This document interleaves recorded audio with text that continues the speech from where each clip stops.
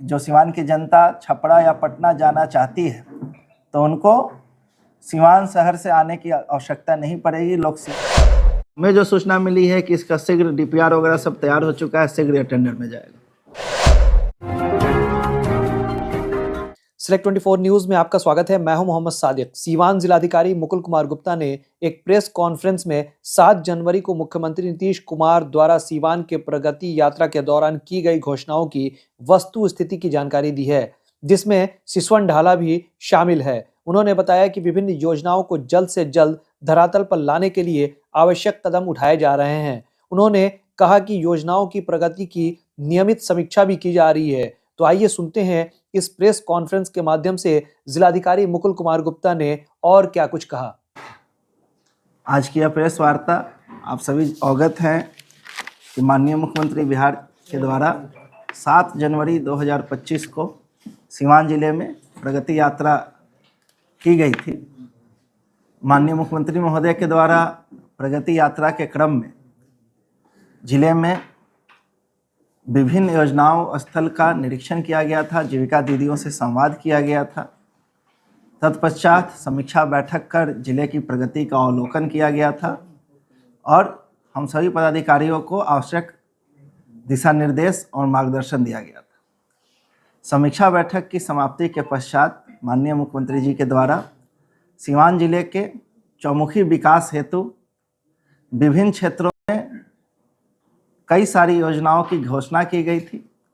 घोषणा के पश्चात राज्य स्तर पे माननीय मुख्यमंत्री जी के द्वारा उन सभी घोषणाओं के संदर्भ में प्रशासनिक स्वीकृति दी गई है। आज की यह प्रेस वार्ता आप सभी लोगों को और आप सभी के माध्यम से सीवान की 40 लाख जनता को यह बताने के लिए आयोजित की गई है कि माननीय मुख्यमंत्री जी के द्वारा 7 जनवरी 2025 को जिले के चौमुखी विकास के लिए जितनी घोषणाएं की गई थी उसकी वर्तमान में वस्तु स्थिति क्या है। तो मैं बारी बारी से क्रमवार घोषणाओं का उल्लेख और उसकी स्थिति क्या है इससे आपको और आपके माध्यम से यहाँ की आम जनता को सूचित करने का प्रयास करूँगा। तत्पश्चात आपके मन में किसी तरह का कोई सवाल हो तो आप मेरे से पूछ सकते हैं। सबसे पहले माननीय मुख्यमंत्री जी के द्वारा मांझी दरौली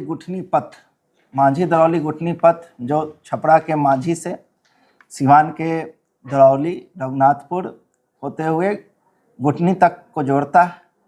वह सड़क सीवान में 55 किलोमीटर लंबी है, जो अभी कम चौड़ी है। उसके 10 मीटर तक के चौड़ीकरण का घोषणा किया गया था, उसका स्वीकृति दे दी गई है।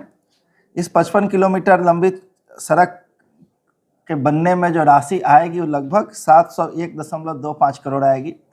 यह पथ आगे छपरा जिले में भी लगभग 25-30 किलोमीटर है। दूसरी जो घोषणा की गई थी, जो चित प्रचित मांग थी, महाराजगंज अनुमंडल में महाराजगंज प्रखंड में मौनिया बाबा मेला का आयोजन प्रतिवर्ष होता है। यह मेला लगभग 100 वर्ष पुराना है और पूरे महाराजगंज, दरौंदा, लकड़ी नवीगंज, भगवानपुर सहित पूरे सीवान जिले के सभी जनप्रतिनिधि और आम जनता की ये वर्षों से यह मांग रही है कि उस मेले को राजकीय मेला का दर्जा दिया जाए। इस मेले में लगभग 1 लाख की संख्या में 1 लाख से ज़्यादा की संख्या में श्रद्धालु भाग लेते हैं। मेला का आयोजन लगभग 15 दिनों तक होता है। प्रगति यात्रा के क्रम में घोषणा के पश्चात 10 जनवरी 2025 को इस मेले को राजकीय मेला का दर्जा देने की भी स्वीकृति माननीय मुख्यमंत्री जी के द्वारा दे दी गई। तीसरी जो महत्वपूर्ण घोषणा की गई थी कि पंचरुखी बाईपास मोहम्मदपुर मोड़ NH 531 से छपिया टेढ़ी घाट गोपालपुर NH 227 के किलोमीटर 0.00 से 13.80 किलोमीटर की जो सड़क है उसके निर्माण, उसके चौड़ीकरण की घोषणा माननीय मुख्यमंत्री जी के द्वारा की गई थी। इसकी भी स्वीकृति 4 फरवरी 2025 को दे दी गई है। इसको बनाने में जो लागत लगेगा वो लगभग 120.48 करोड़ रुपए की राशि लगेगी। इसका फ़ायदा ये होगा कि जीरादेई, नौतन, गुठनी, मैरवा, आंदर, हुसैनगंज कि जो लोग, जो सिवान की जनता छपरा या पटना जाना चाहती है तो उनको सिवान शहर से आने की आवश्यकता नहीं पड़ेगी, लोग सीधे वहाँ से निकल जाएंगे। इससे सिवान में जो ट्रैफिक व्यवस्था है उस पर भी काफ़ी बेहतर प्रभाव पड़ेगा, ट्रैफिक पे लोड कम होगा। एक नई सड़क का निर्माण होने से उस रास्ते में पड़ने वाले सभी गांवों की आर्थिक और सामाजिक उन्नति भी होगी। चौथी घोषणा माननीय मुख्यमंत्री जी के द्वारा की गई थी कि सिवान आंदर जो पथ है उसकी चौड़ाई अभी कम है, उसकी चौड़ाई भी बढ़ाने की घोषणा की गई थी। माननीय मुख्यमंत्री जी स्वयं वहां गए थे, उन्होंने स्थल ये निरीक्षण किया था। ये सिवान आंध्र पथ 0 किलोमीटर से 16.50 किलोमीटर तक का चौड़ीकरण और मजबूतीकरण कार्य करने की घोषणा की गई थी और इसकी भी प्रशासनिक स्वीकृति 4 फरवरी 2025 को माननीय मुख्यमंत्री जी के द्वारा दे दी गई। इसमें जो राशि खर्च होगी लगभग 67 करोड़ 47 लाख रुपए खर्च होगी। इस सड़क के चौड़ीकरण हो जाने से पुनः रेलवे जंक्शन की तरफ आने वाले, शहर की तरफ आने वाले आंदर, हुसैनगंज, दरौली, रघुनाथपुर के लोगों को सुगमतापूर्वक यात्रा कर सकेंगे और उस रोड में पड़ने वाले सभी गांवों का, सभी बाजारों का आर्थिक उन्नति, सामाजिक उन्नति होगी। पांचवी जो महत्वपूर्ण घोषणा की गई थी, जो सिवान के लिए सबसे महत्वपूर्ण योजनाओं में से एक है, बबुनिया सिसवन रोड पे जो ओवरब्रिज का निर्माण करना था, जिसकी कुल राशि 92 करोड़ 16 लाख रुपए थी, जिसमें राज्य का जो राज्यांश था वो 46.08 करोड़ था। तो इसकी भी की घोषणा माननीय मुख्यमंत्री जी ने की थी। इसकी भी स्वीकृति 4 फरवरी 2025 को माननीय मुख्यमंत्री जी ने प्रशासनिक स्वीकृति दे दी है। प्रशासनिक स्वीकृति योजनाओं के देने का तात्पर्य है कि जल्द ही उसका टेंडर की प्रक्रिया प्रारंभ हो जाएगी और टेंडर की प्रक्रिया पूर्ण होते ही कार्य भी प्रारंभ हो जाएगा। तत्पश्चात आप सभी अवगत हैं कि बलिया जिले और सिवान जिले के बीच में घाघरा नदी पड़ता है। उत्तर प्रदेश सरकार के द्वारा बलिया जिले को सिवान से कनेक्ट करने के लिए घाघरा नदी पे 2 पुल बनाए जा रहे हैं।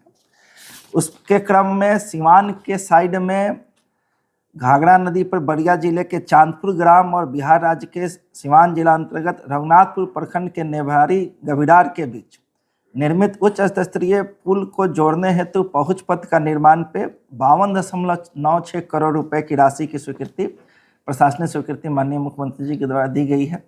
इसके बन जाने से जो सिवान के व्यक्ति, सिवान की आम जनता जो बलिया जिले जाती है उनको काफ़ी लाभ मिलेगा। अभी वर्तमान में यदि हमें बलिया या यूपी जाना है तो हम या तो माझी होके जो उच्च स्तरीय पुल है उससे जाते हैं, नहीं तो पीपा पुल जो गुठनी से है उससे जाते हैं, दरौली से, नहीं तो सिकंदरपुर होते हुए हम लोग जाते हैं।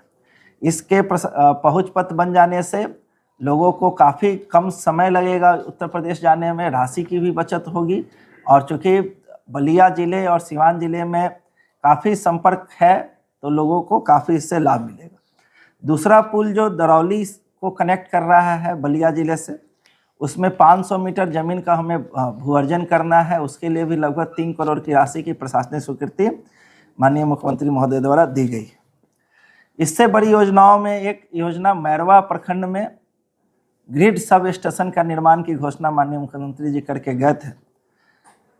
निर्णय ये हुआ है कि मैरवा में 220/132 kV, जिसमें कि 2x200 प्लस 2x80 MVA क्षमता वाले ट्रांसफार्मर्स रहेंगे और उसके ट्रांसमिशन लाइंस और बे का निर्माण किया जाएगा।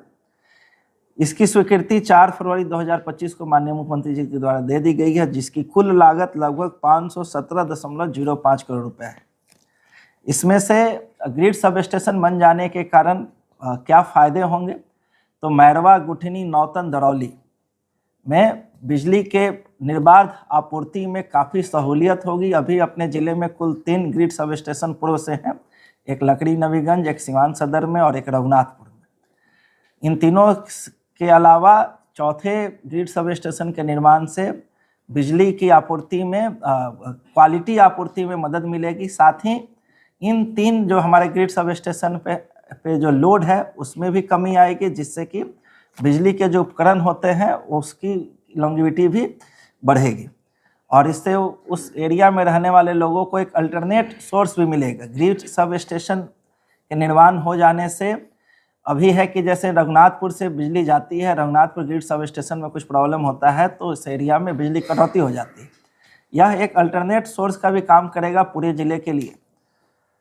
8वीं जो महत्वपूर्ण घोषणा की गई है कि भंटा पोखर जीरादही पथ भाया जामापुर बाजार, जिसकी कुल लंबाई 4.9 किलोमीटर है, जो नरेंद्रपुर पथ को जोड़ती है, उसके चौड़ीकरण की भी घोषणा माननीय मुख्यमंत्री जी करके गए थे। इसकी भी प्रशासनिक स्वीकृति मिल गई है। इसकी लागत लगभग 18 करोड़ 26 लाख रुपए होगी।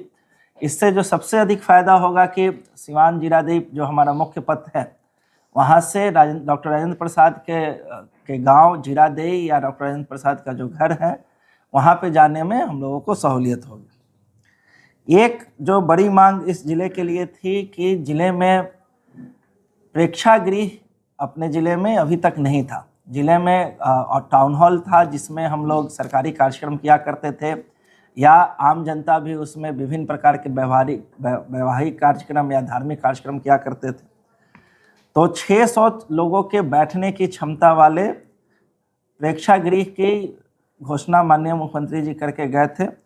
इसकी भी स्वीकृति 4 फरवरी 2025 को मिल गई है। कला संस्कृति विभाग को हम लोगों ने जमीन भी उपलब्ध करा दिया है। इस ऑडिटोरियम का निर्माण भैंसा खाल में किया जाएगा, जिसकी कुल लागत 19 करोड़ 73 लाख रुपए होगी। इसके बन जाने से जिले का जो सांस्कृतिक विकास है, जो कला प्रेमी हैं, उन लोगों को एक बेहतर मंच मिल सकेगा। जो हमारे आवासीय विद्यालय हैं या जो निजी विद्यालय हैं या सरकारी विद्यालय हैं, उन विद्यालयों के बच्चों को जो डांस क्लब्स हैं, जो आम जनता जो विभिन्न प्रकार के आयोजन करती है, जिला प्रशासन जो विभिन्न तरह के कार्यक्रमों का आयोजन करता है, उसमें एक बड़ी सहूलियत मिलेगी और एक मंच मिलेगा कि हमारे सीवान के आम नागरिक अपना कला संस्कृति और बाकी क्षेत्र में भी अपने हुनर का प्रदर्शन कर सके। तो इस प्रकार से कुल 10 घोषणाओं की माननीय मुख्यमंत्री जी विशेष रूप से करके गए थे। इसके अलावा भी उन्होंने विभिन्न बिंदुओं पे अपनी सहमति दी थी। इन सभी की प्रशासनिक स्वीकृति मिल गई है। इन 10 को यदि आप राशि के समतुल्य जोड़ेंगे तो इसकी कुल लागत लगभग 1592 करोड़ रुपए होता है। आगे आने वाले समय में अगले 2-3 महीने के अंदर हम लोगों का प्रयास है कि इन सारी योजनाओं का कार्य प्रारंभ धरातल पे किया जाए, ताकि जल्दी से जल्द सिवान के लोगों को इसका लाभ मिल सके। तो प्रगति यात्रा जो अभी भी जारी है, आप सभी अवगत हैं। इसके क्रम में 7 जनवरी 2025 को माननीय मुख्यमंत्री जी का यहाँ आगमन हुआ था और जिले को आर्थिक सामाजिक विकास की तरफ ले जाने के लिए घोषणाएं की गई थी, जो मेरे द्वारा आपको बताई गई। मेरा आपसे अनुरोध होगा कि किसी को कोई प्रश्न हो तो पूछ सकते हैं। धन्यवाद। सर, इसमें समय नहीं है कि कब तक ये योजनाएं तैयार हो जाएंगी? देखिए, सारा ये डीपीआर में रहता है। टेंडर जब होगा ना, मानिए ऑडिटोरियम है तो अधिकतम 1 साल होगा, ग्रिड सब स्टेशन है तो 1.5 साल होगा या 2 साल होगा। तो उसी तरह जैसा प्रोजेक्ट है उस हिसाब से उसकी समय सीमा होगी। लेकिन हम लोग यह आशा रखते हैं कि अगले 3 महीने के अंदर में इसमें कार्य हर एक जगह पे प्रारंभ हो जाएगा। जिला प्रशासन की जिम्मेवारी है कि ज़मीन उपलब्ध कराने का, तो हम लोग लगातार ज़मीन उपलब्ध करा रहे हैं। प्रेक्षागृह के लिए हमने करा दिया है, ग्रिड सब स्टेशन के लिए भी ज़मीन हम लोग प्रयास कर रहे हैं। माझी दरौली पथ में भी कुछ भूअर्जन होना है, उसके लिए भी हमारी तैयारियां पूरी हो चुकी है। तो आगे धीरे धीरे वो सारी चीज़ें हो जाएंगी। सिसवन ढाला को लेकर के लोगों की बहुत उम्मीद बढ़ी हुई है, उसकी टेंडर्स देखिए, उस सिसवन ढाला सबसे महत्वपूर्ण विषय है। सरकार ने 4 फरवरी 2025 को इसकी स्वीकृति दे दी है। जो राज्यांश उसमें 46 करोड़ राशि है। हमें जो सूचना मिली है कि इसका शीघ्र डीपीआर वगैरह सब तैयार हो चुका है, शीघ्र टेंडर में जाएगा। दमा, फेफड़ा कैंसर, टीबी आदि से है परेशान तो Iman TB chest care and heart care clinic है मरीजों के लिए एक बेहतर समाधान। संपर्क करें डॉक्टर आजाद आलम से, centre point, Chakiya road, Siwan. अब आपके शहर सिवान के लक्ष्मीपुर में भरपूर सुविधाओं के साथ hotel select and marriage hall. आपको बता दें 20 अक्टूबर से भारी डिस्काउंट के साथ बुकिंग शुरू है। इसमें आपको मिलेगा फुल्ली एयर कंडीशन, साथ ही बुकिंग के साथ टेंट का सारा सामान जैसे बर्तन और चूल्हा बिल्कुल फ्री। जल्द ही किसी कार्यक्रम को अच्छे वातावरण में करने के लिए बुक करें hotel select and marriage hall. हमारा पता है लक्ष्मीपुर सिसवन ढाला, सिवान। हमारा संपर्क नंबर है 8797327330। एक बार जरूर पहुंचे और इस भारी डिस्काउंट का लाभ जरूर उठाएं। तमाम छोटी बड़ी खबरों के लिए बने रहे हमारे YouTube चैनल सेलेक्ट 24 न्यूज़ को लाइक, सब्सक्राइब, शेयर जरूर करें। साथ ही हमारे Facebook पेज को भी लाइक, शेयर, कमेंट करना ना भूलें और हमारे वेबसाइट www.select24news.in पर विजिट जरूर करें। धन्यवाद।